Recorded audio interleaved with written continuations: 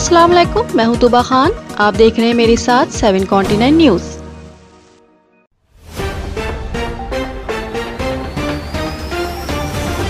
आइए सबसे पहले नजर डाल लेते हैं अब तक की हेडलाइंस पर। हेपेटाइटिस सी वायरस की खोज के लिए दिया जाएगा इस साल का चिकित्सा का नोबेल। दुनिया में 3.5 करोड़ के पार कोरोना संक्रमित। सऊदी अरब में उम्रा यात्रा हुई शुरू। मर्केल की चीन को चेतावनी, बाजार नहीं खोला तो यूरोप में नहीं कर पाएगा व्यापार। क्रूज शिप उद्योग हुआ बर्बाद, लग्जरी जहाजों को तोड़ने के लिए भेजा जा रहा है टर्की। अफ्रीकी शीशम के लिए बोको हरम जैसे आतंकी संगठनों को पैसा दे रहा है चीन। क्यों दिख रही है ऑस्ट्रेलियाई जहरीले पेड़ों में दर्द निवारक दवा की उम्मीद। अंटार्कटिका में ग्लेशियर पिघलने से बढ़ सकता है समुद्र का जल स्तर, साइंटिस्ट ने किया दावा। इनमें से कुछ अहम खबरों पर चर्चा करेंगे आज 7 कॉन्टिनेंट न्यूज में। आइए सबसे पहले बात करते हैं नॉर्थ अमेरिका की। इस साल मेडिसिन की फील्ड में नोबेल पुरस्कार पाने वाले 3 scientist Harvey J Alter, Michael Houghton, Charles M Rice शामिल हैं। हार्वी जेम्स ऑल्टर एक अमेरिकी मेडिकल रिसर्चर, वायरोलॉजिस्ट और फिजिशियन हैं। माइकल हॉक्टन एक ब्रिटिश वायरोलॉजिस्ट हैं जो फिलहाल यूनिवर्सिटी ऑफ एल्बर्टा में अपनी सेवाएं दे रहे हैं। तीसरे साइंटिस्ट चार्ल्स एम राइस भी एक अमेरिकी वायरोलॉजिस्ट हैं। राइस फिलहाल न्यूयॉर्क में रॉकफेलर यूनिवर्सिटी में अपनी सेवाएं दे रहे हैं। Alter Warren Grand Madison clinic centre के ट्रांसफ्यूजन मेडिसिन डिपार्टमेंट में रिसर्च के लिए एसोसिएट डायरेक्टर और इन्फेक्शियस डिजीज सेक्शन के हेड हैं। ऑल्टर उनकी टीम ने दिखाया कि ट्रांसफ्यूजन के बाद हेपेटाइटिस के ज्यादातर मामले हेपेटाइटिस ए या बी वायरस की वजह से नहीं थे। इसी को लेकर उनके काम की वजह से साल 1988 में हेपेटाइटिस सी वायरस की खोज मुमकिन हो पाई। इस खोज में हार्वे ऑल्टर ने ट्रांसफ्यूजन से मुतालिक हेपेटाइटिस की स्टडी की, जिनकी वजह से पता चला कि क्रॉनिक हेपेटाइटिस की वजह एक अननोन वायरस था। वहीं माइकल हॉक्टन ने हेपेटाइटिस सी वायरस के जीनोम को अलग करने के लिए एक नई तकनीक का इस्तेमाल किया। और चार्ल्स राइस ने अपने लास्ट एविडेंस में बताया कि हेपेटाइटिस सी वायरस अकेले हेपेटाइटिस की वजह बन सकता है। हमारी अगली खबर है एशिया के सऊदी अरब से। दुनिया में कोरोना संक्रमितों का आंकड़ा रविवार को 3.5 करोड़ के पार कर गया, जबकि मरने वालों की तादाद 10.38 लाख से ज्यादा हो गई। महामारी की चपेट में आए 261 लोग ठीक भी हुए हैं। इस बीच सऊदी अरब में कोरोना रेस्ट्रिक्शन में ढील देने के साथ ही संडे से मक्का में उम्रा यात्रा शुरू हो गई है। पहले दिन उम्रा करने ट्रेडिशनल सफेद लिबास में लोगों का एक छोटा जत्था पहुंचा। रिपोर्ट के मुताबिक सऊदी अरब ने मार्च से जारी पाबंदियों में ढील दी है। इसके बाद रविवार से रोजाना अधिकतम 6000 लोगों को यहां इबादत करने की इजाजत मिल गई है। हालांकि सऊदी सरकार ने पहले स्टेज में सिर्फ सऊदी नागरिकों को ही इजाजत दी है। हर इंसान सिर्फ 3 घंटे ही परिसर में रह सकता है। मक्का की मस्जिद में कोविड-19 के मद्देनजर सभी एहतियात बरते जा रहे हैं। सऊदी अरब ने मार्च की शुरुआत में कोविड-19 महामारी के चलते मक्का में उम्रा करने पर रोक लगा दी थी, जिसमें शामिल होने दुनिया भर के लाखों मुसलमान हर साल मक्का पहुंचते हैं। हमारी अगली खबर है यूरोप से। जर्मनी की चांसलर एंजेला मर्केल ने चीन को वार्निंग दी है कि अगर उसने अपने बाजार नहीं खोले तो यूरोपीय बाजारों में उसकी एंट्री भी लिमिटेड कर दी जाएगी। अगर कुछ हिस्सों में यूरोप के लिए चीन अपने बाजारों में पाबंदी का रास्ता अपनाता है तो उसे इसका अंजाम भुगतना होगा। 2 दिवसीय यूरोपियन शिखर सम्मेलन के बाद मर्केल ने कहा है कि हम चाइना के साथ नेचुरली तरीके से म्यूचुअल इन्वेस्टमेंट समझौता चाहते हैं। उन्होंने कहा, हमने पाया है कि चीन में एंट्री में किए कई ऑब्स्टेकल्स हैं, इन पर भी आगे बात होगी। दरअसल जर्मन यूरोप में बीजिंग द्वारा बिजनेस करने के रास्ते को लिमिटेड करने पर आइडिया बन रहा है। एंजेला ने पत्रकारों से बात करते हुए कहा, अगर कुछ क्षेत्रों के लिए चाइना की ओर से कोई बाजार पहुंच नहीं है तो सर्टेनली इस फैक्ट पर भी ध्यान दिया जाएगा। यूरोपीय बाजार में बाजार की पहुंच कम होगी। हमारी अगली खबर है वेस्टर्न एशिया से।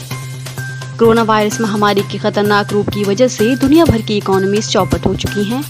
दुनिया का कोई भी ऐसा देश नहीं बचा है जहां तक ये वायरस ना पहुंचा हो। कोरोना के चलते जो बिजनेस सबसे ज्यादा प्रभावित हुआ है उसमें क्रूज शिप इंडस्ट्री भी शामिल है। नौबत यहाँ तक आ चुकी है कि अब क्रूज शिप को तोड़कर उससे मेटल निकाली जा रही है। वेस्टर्न टर्की के अलीगा पोर्ट पर स्थित समुद्री डाक पर जहाजों को तोड़ने का व्यापार तेजी से बढ़ रहा है। यहाँ पर 5 लग्जरी क्रूज शिप को तोड़ने का काम जारी है। जहाजों को तोड़ने वाले ग्रुप के प्रमुख ने इसकी जानकारी दी। ये क्रूज शिप वही है जिनमें पैंडेमिक के शुरुआत में कोरोना के सैकड़ों केस सामने आए थे। ये क्रूज शिप कोरोना के चलते बदनाम हो चुके हैं। ये cruise ship America, Britain, Italy जैसे बड़े देशों के हैं। मार्च महीने में अमेरिकी प्रशासन ने सभी क्रूज शिप को न चलाने का आदेश दिया था, जिसकी वजह से ये कबाड़ होने लगे थे। हमारी अगली खबर है अफ्रीका से। चीन के एक और काले कारनामे का खुलासा हुआ है। ब्रिटिश समाचार वेबसाइट express.co.uk की रिपोर्ट में दावा किया गया है कि चीन अफ्रीका के जंगलों में मिलने वाले शीशम के इलीगल कारोबार के लिए बोको हरम जैसे आतंकी संगठनों को फंडिंग कर रहा है। अफ्रीका के जंगलों में अंधाधुंध लूट के जरिए चीन ने शीशम की एक प्रजाति को एक्सटिंक्ट होने के कगार पर पहुंचा दिया है। अनुमान के मुताबिक चीन अफ्रीका से सालाना 2.2 अरब डॉलर की लकड़ियों का आयात करता है, लेकिन इलीगल कटाई की वजह से ये 17 अरब डॉलर तक हो सकता है। रिपोर्ट के मुताबिक चीनी सरकार एक तरफ अपने देश में लकड़ी की कटाई पर कड़े रेस्ट्रिक्शंस लगा रही है, वहीं दूसरी तरफ गैर कानूनी कटाई के लिए दूसरे देशों में आतंकी संगठनों को पैसा दे रही है। इन्वायरमेंटलिस्ट ने इसे लेकर वार्निंग दी है, क्योंकि शीशम के पेड़ों को दोबारा डेवलप होने में सालों का समय लग जाता है। हमारी अगली खबर है ऑस्ट्रेलिया से। जब भी पॉइजन की बात की जाती है तो हमारे जहन में सांप, बिच्छू जैसे जहरीले जानवरों का ख्याल आता है, लेकिन ऑस्ट्रेलिया के रिसर्चर्स को लगता है कि वो एक पॉइजन से एक पेन किलर मेडिसिन का कंस्ट्रक्शन कर सकते हैं, और ये जहर किसी जानवर का नहीं बल्कि ऑस्ट्रेलिया के ही एक जहरीले पेड़ का है। ऑस्ट्रेलिया वैसे तो अपने खतरनाक वाइल्ड लाइफ के लिए मशहूर है। इसके अलावा इस कॉन्टिनेंट में जहरीले पेड़ों की भी कमी नहीं है, जिनमें ऑस्ट्रेलियन स्टिंजिंग ट्री भी शामिल है, जिस पर रिसर्चर्स का ध्यान गया है। इस पेड़ का साइंटिफिक नेम डेंड्रोक्नाइट एक्सेल्सा है। ये लार्ज स्टिंजिंग पेड़ अपने जहर के लिए बहुत मशहूर है।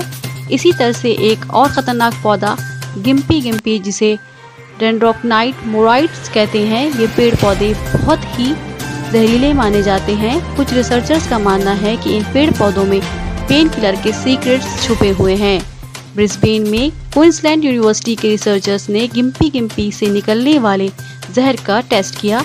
उन्होंने इन पौधों में एक नया जहरीला मैटर खोजा। इस जहरीले मैटर का नाम भी उन्होंने इसके पौधे के नाम पैराज़ैम्पिटाइट रखा। ये पौधे ऑस्ट्रेलिया के न्यू साउथ वेल इलाके के नॉर्दर्न नदी इलाके में पाए जाते हैं। हमारी अगली खबर है अंटार्कटिका से।